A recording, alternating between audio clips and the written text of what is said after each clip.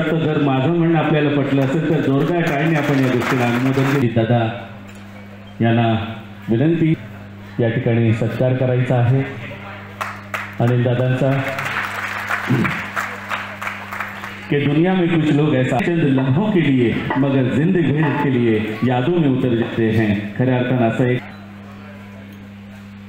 नंदुरबार जिल्ह्यातील सर्वसामान्य माणसाच्या प्रत्येक गोष्टीची नाळ जोडून ठेवणारं हे व्यक्तिमत्व म्हणजे आपण प्रदर्शित करणार आहोत। आणि म्हणून मी मंचाच्या समोर आणि मंचामध्ये स्वागत करतो।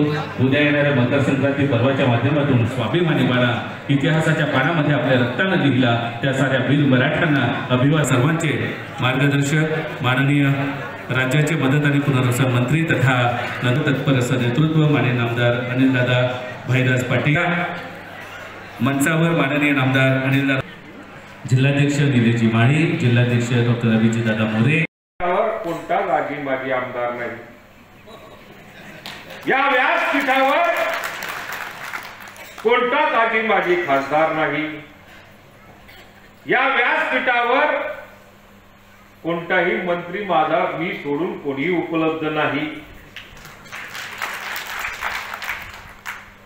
अनुभव याच्या करता आहे की या व्यासपीठावर ज्यांना ज्यांना आमदार खासदार मंत्री म्हणून ज्यांना बसवायची जबाबदारी आहे ते कार्यकर्ते माझ्या सोबत आणि माझ्या समोर जर का बसले असतील तर माझ्या जीवनातला हा सर्वश्रेष्ठ अनुभव आहे।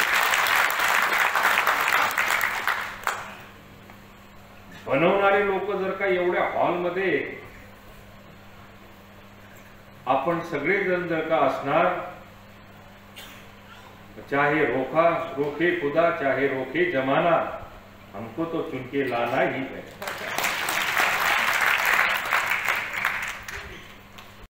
तिन्ही पक्षाच्या महायुतीतल्या प्रत्येक प्रदेशाच्या अध्यक्षांनी ठरवलं आणि एकत्रित आपले मेळावे आपल्याला येणाऱ्या काळामध्ये करावे लागतील या दृष्टिकोनातून प्रत्येकावर जिल्ह्याची जबाबदारी दिली गेली।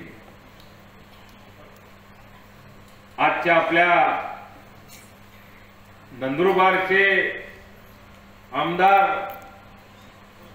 राज्याचे नामदार आदरणीय गावित साहेबांवर सुद्धा भंडाऱ्याची जबाबदारी दिली। त्यांनी मला सांगितलं होतं की 15ला ठेवलं तर चालेल का, परंतु भंडाऱ्याची जबाबदारी त्यांना पार पाडावी लागणार असल्यामुळे त्यांना भंडाऱ्याला जावं लागलं। मला ही जळगावची जबाबदारी पार पाडावी लागणार होती, पण मला सुद्धा वरून पक्षश्रेष्ठींचा आदेश आला आणि त्यांनी सांगितलं की तुला नंदुरबारला जावं लागेल। पण आज आल्यानंतर मला या ठिकाणी जाणवलं की एकटा माणूस राहिला तर किती संकट असतात।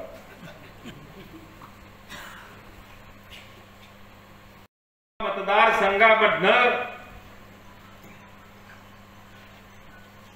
जो काही व्यक्ती या ठिकाणून निवडून येईल तो केवळ फक्त व्यक्ती असेल, पण लोकसभेमध्ये जाण्याचं प्रवेशद्वार आज नंदुरबार सारख्या आपल्या लोकसभा मतदारसंघाला नशिबाने प्राप्त झालेलं आहे।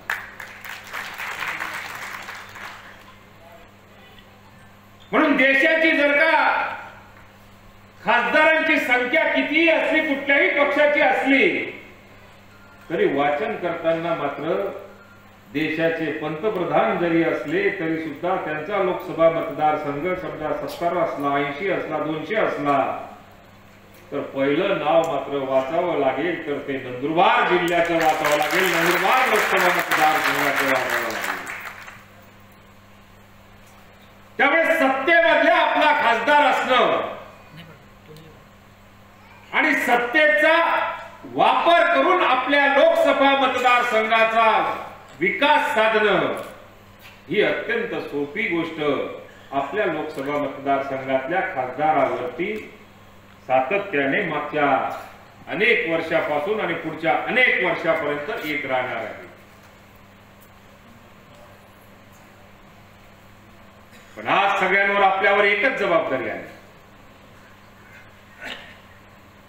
देशामध्ये सत्ता समजा जर का कुणाची आली तरी सुद्धा आपला खासदार आपल्याला निवडणं हे प्राथमिक कर्तव्य आपल्या सगळ्यांवर येऊन ठेपलेलं आहे.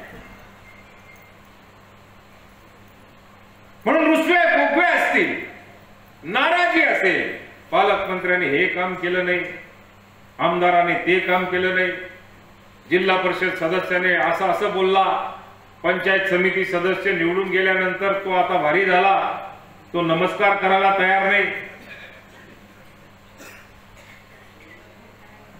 हे जरी आपले थोडेफार रुसवे फुगवे असले तरी सुद्धा आपल्याला देशाच्या सत्तेकडे किंवा देशाच्या प्रगतीकडे जर का बघायचं असेल तर उमेदवार कोण हे मला माहिती नाही. उमेदवार कोण असणार त्याची कल्पना किंवा त्याची चर्चा करण्याचं हे व्यासपीठ सुद्धा नाही. परंतु महायुतीचा त्या ठिकाणी आपल्याला खासदार पाठवायचा असेल तर मात्र आपल्याला सगळ्यांना कंबर कसावी लागेल, घराघरापर्यंत पोहोचवावं लागेल आणि पोहोचून आपल्या खासदाराला नंबर 1 चा मतदारसंघ आपल्याला आपला महायुतीचा नंबर 1 चा खासदार सुद्धा आपल्याला सगळ्यांना पाठवण्याची जबाबदारी आज राज्याच्या नेतृत्वाने आपल्याकडे पोहोचवण्याचं काम माझ्यासारख्या सर्वसामान्य कार्यकर्त्यावर टाकलेलं आहे.